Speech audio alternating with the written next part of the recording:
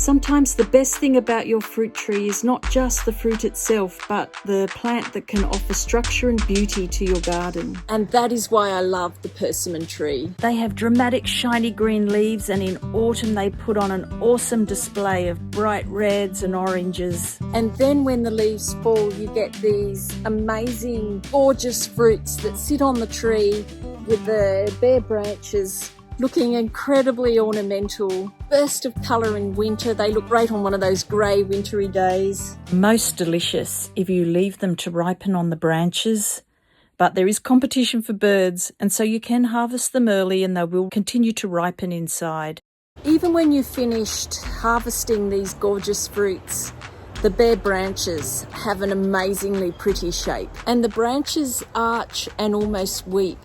I first saw a persimmon tree in Paris in their Luxembourg gardens. I didn't know what they were at that stage, and I'd never tried the fruit, but they always stayed in my mind, and I knew at some point I'd have one in my garden. The big decision to make for anyone with room in their garden is whether to plant the astringent or the non-astringent varieties of persimmon. Non-astringent varieties can be eaten like an apple, crisp, skin and all, and they're sweet. The varieties that you don't often see for sale in the supermarkets are the astringent varieties. They have a lot of tannin in them, so if you eat them unripe, you get this terrible drying effect on the mouth, and to make them edible you need to get them to what would almost appear to us as overripe, ready for the compost bin, this soft, jelly-like consistency, which is absolutely delicious. The scientific name for the oriental persimmon is Diosporus, and it means fruit of the gods. So it's at least worth a try of each variety to make the choice of which you like best. I ended up buying one of each because I like both the crispy, sweet bite of the non-astringent and the soft, sweet dessert, gooey flavour of the astringent when they're super ripe. When choosing a persimmon tree, the choice of variety will also come down to which is more suitable for your local environment. Persimmons can be grown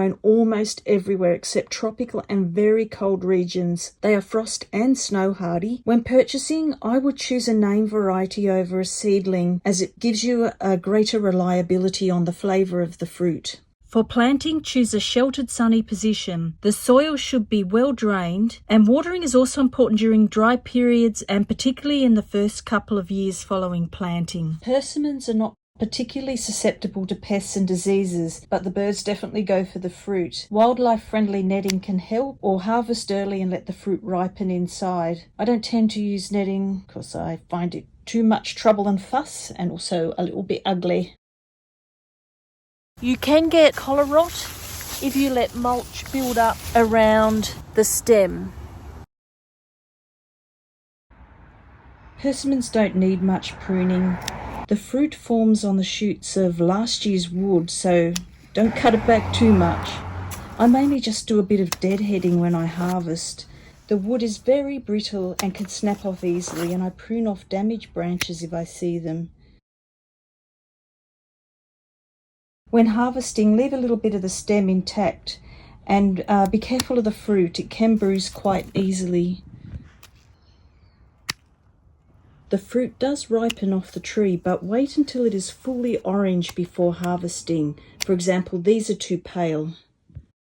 And now for the best bit, the eating. Non-astringent persimmons can be sliced to reveal a lovely cross-section of seeds. They look great in a rocket, prosciutto, pine nut and persimmon salad. I dress it with a light sprinkle of balsamic vinegar. If you know any Americans, they'll often tell you to use the fruit to make persimmon bread. Americans have their own native varieties of persimmon trees, as does Australia, but I've never tried the Australian variety. At the recommendation of an American friend, I'm going to give persimmon bread a go.